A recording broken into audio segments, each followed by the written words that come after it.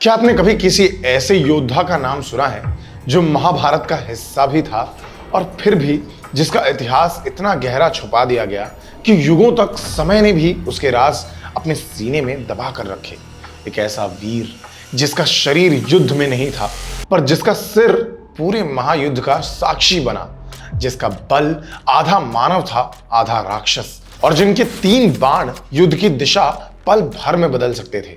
पर इस कहानी का सबसे बड़ा रहस्य युद्ध में नहीं बल्कि उस यात्रा में छुपा है जो एक वीर के सिर को ले जाती है राजस्थान की एक पवित्र भूमि तक। एक ऐसी भूमि जहां आज लाखों लोग एक ही नाम पुकारते हैं और कहते हैं उनके दर्शन से दुख दूर हो जाते हैं। कौन था वो वीर? कैसे एक योद्धा का त्याग श्याम बाबा की भक्ति का रूप बन गया और क्यों उसका मंदिर आज तक इतना अद्भुत माना जाता है? आइए इस अमर रहस्य का पर्दा उठाते हैं।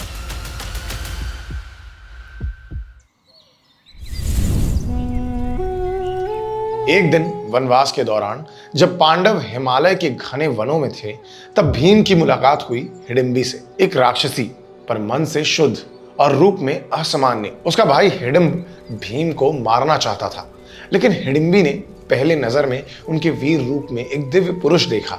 उन्होंने अपने भाई के विरुद्ध खड़ी होकर भीम का साथ दिया और उसी वन में उनका एक पवित्र मिलन हुआ। उनके प्रेम से जन्मा घटोत्कच, आधा मानव आधा राक्षस। भीम की वीरता उसकी विरासत बनी और हिडिंबी का तप और भक्ति उनके लहू में समा गया। घटोत्कच वो योद्धा बना जिसे महाभारत में कृष्ण ने स्वयं अपना रक्षक कहा। उसके उड़ान, उसका आकार और उसका मांत्रिक युद्ध सब कुछ अलौकिक था। जब वो रणभूमि में उतरता था शत्रु के दिल में अंधेरा छा जाता था। ऐसे योद्धा के जीवन में एक और अलौकिक प्रेरणा बनी अहिलावती।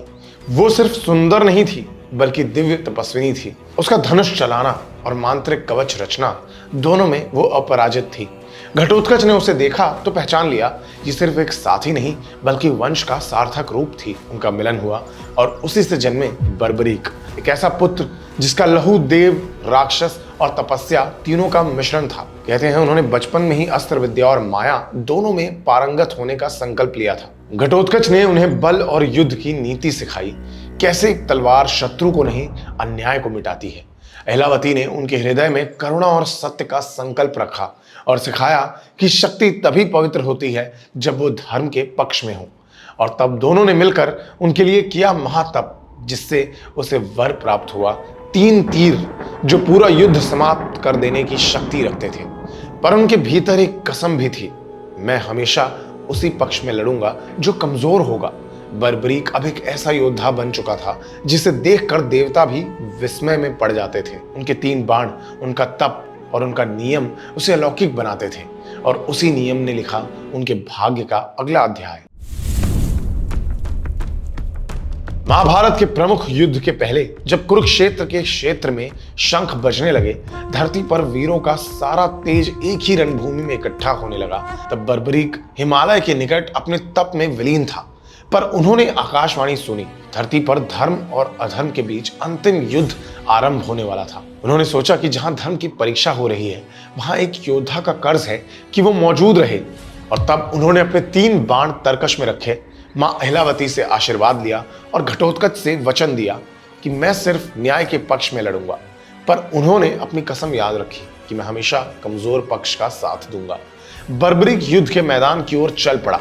कुरुक्षेत्र के पास पहुंचते ही इसी समय रणभूमि के बाहर एक दिव्य पुरुष उनके सामने आकर खड़ा हुआ, श्याम रंग का, मुस्कुराता हुआ, पर आंखों में अनंत ज्ञान। वो थे श्री कृष्ण। कृष्ण ने बर्बरीक को देखा और कहा, वीर तुम किस पक्ष से लड़ने आए हो? बर्बरीक ने विनम्रता से प्रणाम किया, प्रभु मैं किसी पक्ष से नहीं, धर्म के साथ हूं, मैं उसी के पक्ष में रहूंगा जो कमजोर होगा। कृष्ण मुस्कुराए, तो बताओ अगर तुम्हारा बाण चला तो क्या होगा?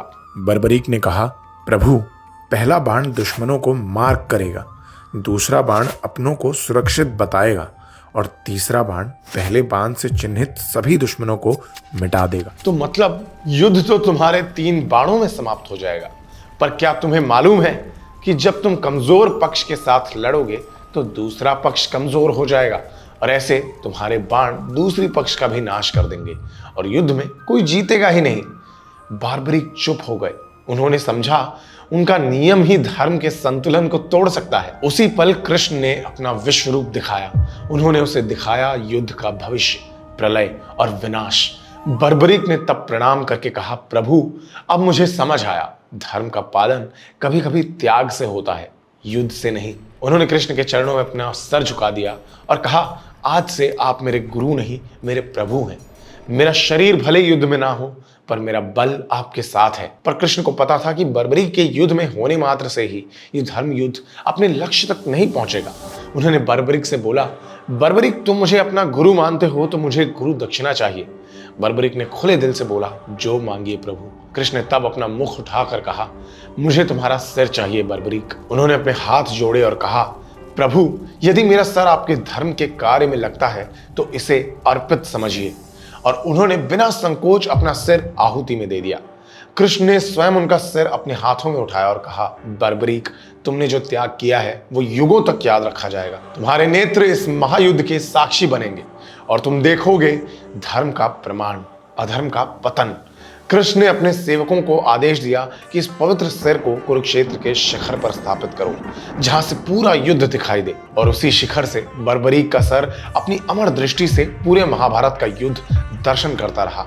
बर्बरीक का सर सब कुछ देखता रहा, वीरता, धोखा, प्रेम, त्याग और समर्पण। और सबसे अंत में उन्होंने देखा श्री कृष्ण अपने सुदर्शन और मुस्कान से धर्म और अधर्म का संतुलन बना रहे थे। उस पल उसे समझ आया कि धर्म और अधर्म कोई पक्ष नहीं होते, वो तो नियत और समर्पण के रूप में बदलते हैं। उसकी दृष्टि में अर्जुन और दुर्योधन दोनों मानव थे, पर एक ने धर्म का साथ चुना, दूसरे ने अहंकार का। तब उनके हृदय में कृष्ण का रूप समाया और उन्होंने देखा कि सब कुछ कृष्ण ही कर रहे थे। हर प्रहार, हर त्याग, हर प्रलय सब उनके संकल्प का एक हिस्सा था। जब युद्ध समाप्त हुआ, धूल बैठ गई और धरती फिर से शांत हुई। कृष्ण उस शिखर पर आए जहां बर्बरीक का सर था। उन्होंने उनके मुख पर हाथ रखा और कहा, वीर तुमने जो देखा वो कोई देवता भी नहीं देख सकता। कलयुग में तुम मेरे रूप में पूजे जाओगे।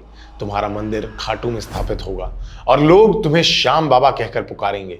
जो भी मन से तुम्हारा नाम लेगा उनके जीवन से अंधेरा मिट जाएगा। कृष्ण ने अपने सेवकों को आदेश दिया कि जाओ, इस पवित्र सिर को लेकर खाटू की भूमि में स्थापित करो। वहीं इसका नित्य विश्राम होगा, वहीं से इसके दर्शन युगों तक होती रहेगी। वो योद्धा जिसका शरीर युद्ध में नहीं था, पर जिसका सर पूरे महाभारत का साक्षी बना और जिसका त्याग बना खाटू के श्याम का अमर रूप। खाटू श्याम मंदिर राजस्थान के सिक्कर जिला के खाटू गांव में स्थित है। मंदिर सफेद संगमरमर से बना है, जिसमें शिखरों और गुंबदों पर सुंदर नक्काशी की गई है। दीवारों और द्वारों पर राजस्थानी शिल्पकारों ने ऐसी अलौकिक चित्र बनाए हैं जो प्राचीन भक्ति और युद्ध वीरता दोनों का प्रतीक है। मंदिर का मुख्य गर्भगृह, जहां खाटू श्याम की मूर्ति विराजमान है, आकर्षण का केंद्र है।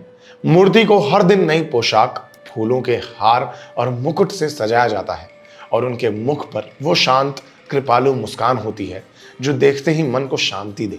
सुबह संध्या की आरती के समय शंख और घंटों की ध्वनि पूरे मंदिर में गूंज उठती है। दीपक की रोशनी जब संगमरमर के स्तंभों पर पड़ती है तो ऐसे लगता है कि जैसे स्वयं श्याम बाबा उस प्रकाश में विराजमान हो गए हों। बाहर प्रांगण में भक्तों की भीड़ होती है, कुछ फूल और प्रसाद चढ़ाते, कुछ नाम जप करते हुए आंखों में आंसू लिए खड़े होते हैं। मंदिर के पास जलकुंड भी है, जहां भक्त अपनी मनोकामना मांगते हैं। प्रसाद में मीठा चूरमा, जिसे लोग अपने घर आशीर्वाद समझकर ले जाते हैं। खाटू श्याम का मंदिर केवल एक स्थान नहीं, बल्कि एक अनुभव है, जहां वीरता और भक्ति एक साथ मिलकर दिव्यता का रूप ले लेते हैं। जब आरती के समय श्याम तेरी बंसी पुकारे राधा नाम गूंजता है तो पूरा मंदिर एक ही शब्द में दोहराता है, जय श्री श्याम। कहते हैं वीर कभी मरते नहीं। बर्बरीक का शरीर भले ही महाभारत के मैदान में गिर गया हो, लेकिन उनका त्याग, उनका सर, उनकी दृष्टि आज भी खाटू में जिंदा है। वही सर जो महायुद्ध का साक्षी बना, आज भी करोड़ों भक्तों के जीवन का साथी है। पर एक सवाल यहाँ उभरता है, क्या असली वीरता तलवार उठाने में है या अपनी शक्ति को त्याग देने में? बर्बरीक युद्ध जीत सकते थे, पर उन्होंने अपना सिर देकर सबको ये सिखाया कि कभी कभी त्याग ही सबसे बड़ा विजय होता है। यही था बर्बरीक का राज, एक ऐसा वीर जो सिर्फ योद्धा नहीं, त्याग का प्रतीक बना और जो कलयुग में श्याम बाबा के रूप में पूरे जगत का रक्षक बन गया। तो अगर आपको लगा कि महाभारत सिर्फ युद्ध की कहानी थी, तो फिर सोचिए, क्योंकि हर शक्ति के पीछे एक राज छुपा होता है और उसी राज को हम आप तक लाते रहेंगे।